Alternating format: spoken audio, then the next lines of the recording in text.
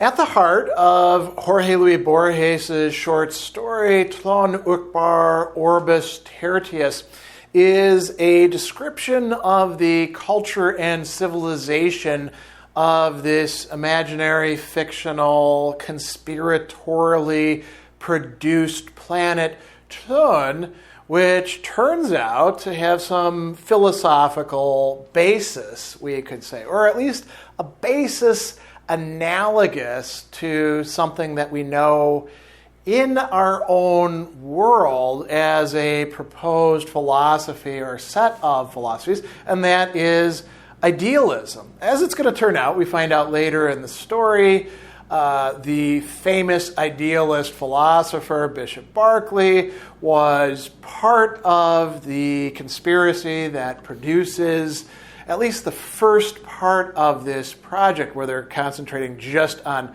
Uqbar. But we're going to find out that something like Berkeleyan metaphysical idealism, but in a different way, is going to play a role in Tlön. So we have this great paragraph. Hume declared for all time that while Berkeley's arguments admit not the slightest refutation, they inspire not the slightest conviction, which sounds a little paradoxical, right? So if an argument can't be refuted, then why shouldn't we buy into it? And Hume's point is that a lot of this is so abstract that it doesn't have any effect on our real life. And that's the case, as the narrator is saying, for Earth, but it's not true for the world of Tlön, where idealism reigns supreme. So he goes on and says that the nations of that planet are congenitally idealistic. Their language and the things that derived from their language, religion, literature, metaphysics, as we're going to see some other things as well, presuppose idealism. Now, what does this actually mean? So let's pause on this for a moment. Borges is writing to a philosophically educated audience who knows the difference between, say, idealism or materialism or other isms, which he's going to talk about later on, our fascination with systematic isms. So idealism, it's typically formulated in terms of there are no independently existing, sometimes we say material objects. Rather, everything are ideas for or within some mind. And it could be a divine mind. Berkeley has God perceiving everything. He's got that to be is to be perceived, as percipi, right? Or it could be just human minds. Of course, things get a little dicey once we take God out of the picture, because maybe, things are just kind of made up by us, but maybe there's something like world spirit or anything else, right? So that's typically how it's framed. And Borges is going to take it in a slightly different direction. He says, for the people of Tlön, the world is not an amalgam of objects in space. It is a heterogeneous series of independent acts. The world is successive, temporal, but not spatial. Now, that's kind of hard to wrap our heads around. Does that mean that spatiality and perceiving things in relation to each other doesn't happen? Not exactly. But it does mean that there's no coherent universe of space that is the basis for everything else. And he talks about the languages. So he tells us that there's been a conjectural Ursprache of Tlön, that is the original language that all the others derive from. And within this, he says there are impersonal verbs modified by monosyllabic suffixes or prefixes functioning as adverbs. And now he's going to give us an example of this. There is no noun that corresponds to our word moon, but there is a verb which in English would be to moonate or to enmoon. The moon rose above the river is hlur ufang anaxaxas mlu, or as Sol Solar succinctly translate, upward beyond the on-streaming, it mooned, right? So we've got a very different kind of language, and languages do in fact not only reflect but also shape how we see the world, or whatever it is that we're going to count as a coherent universe. So that is the languages of the southern hemisphere. Languages of the northern hemisphere do something similar, but in a different way grammatically. He says that the primary unit is not the verb, but the monosyllabic adjective. Nouns are formed by stringing together adjectives. One does not say moon. One says aerial, bright, above, dark, round, or soft, amberish, celestial, or any other string. So the complex of adjectives corresponds to a real object, but that is purely fortuitous. The literature of the Northern Hemisphere, we read, is filled with ideal objects called forth and dissolved in an instant, as the poetry requires.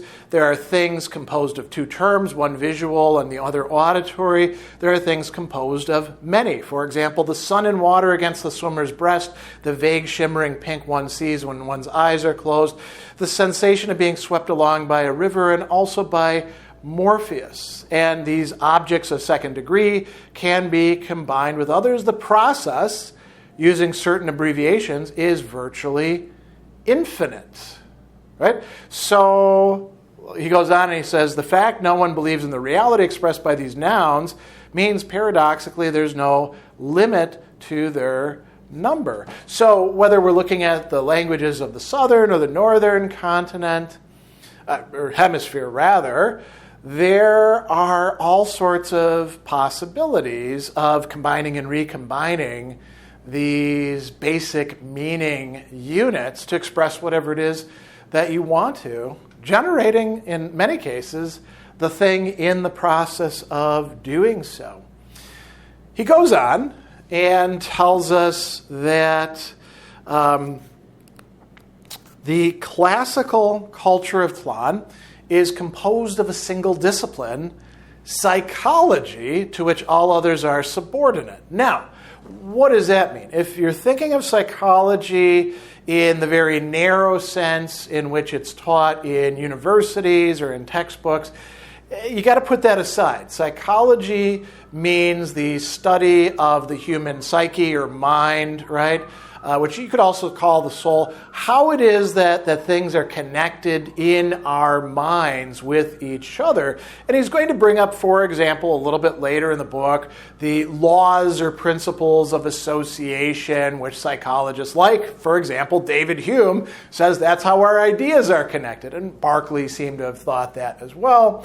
Phenomenologists like Husserl will take that from Hume and say that these three ways of associating play a central role as well. Sometimes we can add to them or things like that. But point is, psychology in a very broad sense is the central discipline. All the other disciplines are subordinate to psychology. So what does that mean for us? He says that this thoroughgoing monism or idealism, which we're going to talk about a little bit more later, renders science null. Why? Well, if you think about what science involves, it's not just a matter of like what we teach in textbooks is the scientific method.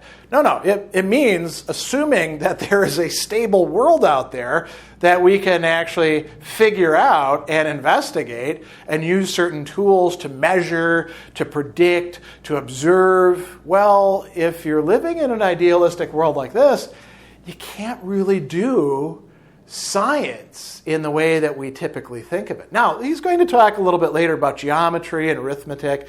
We'll get to that in just a bit. But why can't you do science?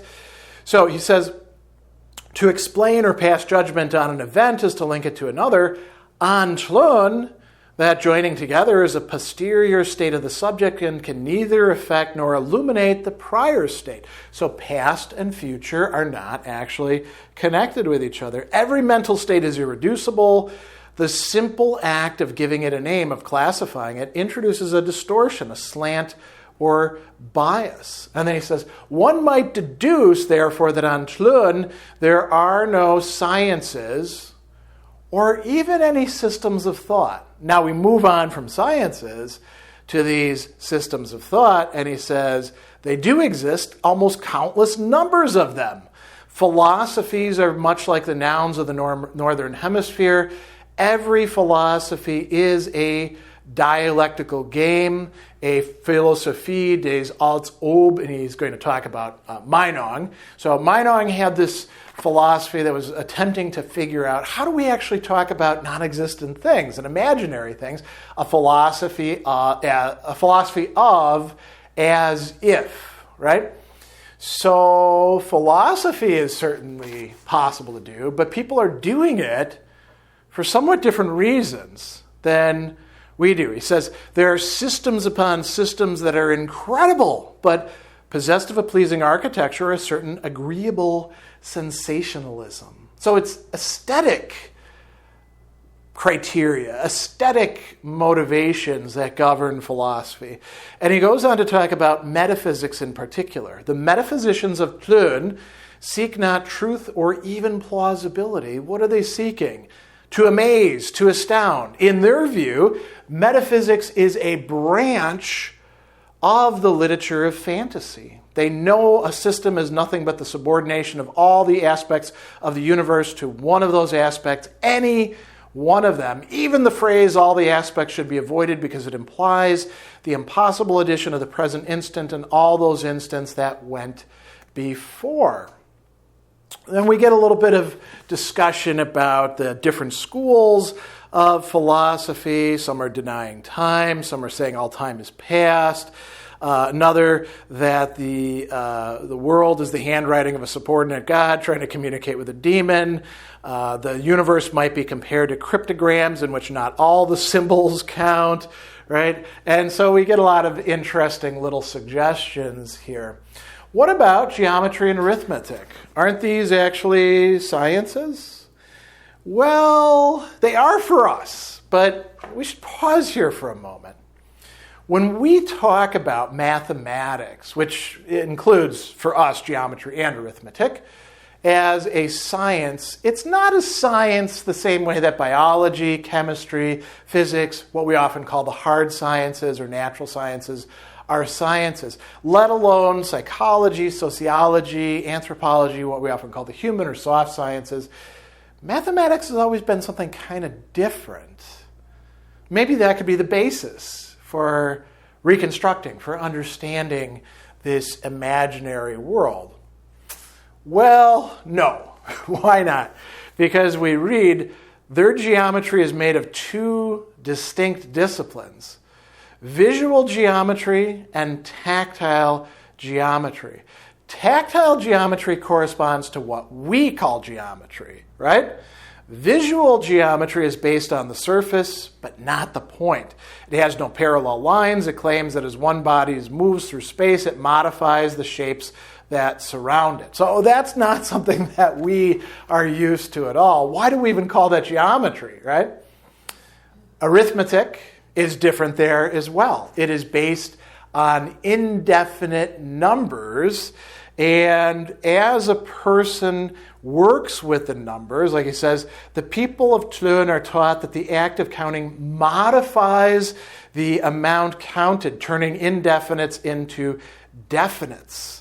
The fact that several persons counting the same quantity come to the same result is, for the psychologists of Tlön, an example of the association of ideas or of memorization, right?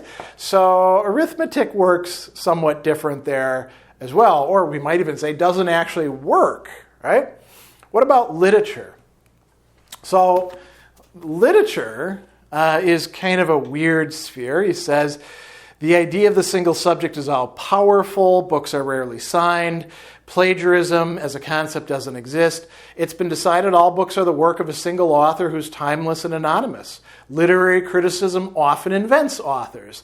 It will take two dissimilar works, the Tao Te Ching and the 1001 Nights, for instance, attribute them to a single author, and then determine the psychology of that most interesting homme de lettres. So we could take any 2 books or more books and say, Cicero's On the Ends, and we could even joke around here and say Jorge Luis Borges' collection of stories written by the same guy. Wow, what a guy. What's going on in their mind? That was what literary criticism would consist in.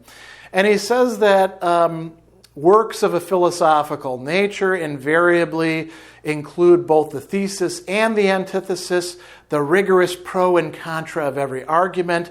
A book that does not contain its counterbook is considered incomplete. So we have a very interesting and different kind of literature as well. All of this being driven by the different idealistic psychology, languages that are at the basis of it. And this produces a civilization, a culture that can be narrated, can be talked about, at least in this story, at great length in volume after volume of massive encyclopedic works put together by a secret society. And we can wrap our head around what it would be like to live and to think and write and do all sorts of other things in this vastly different civilization of Tlön.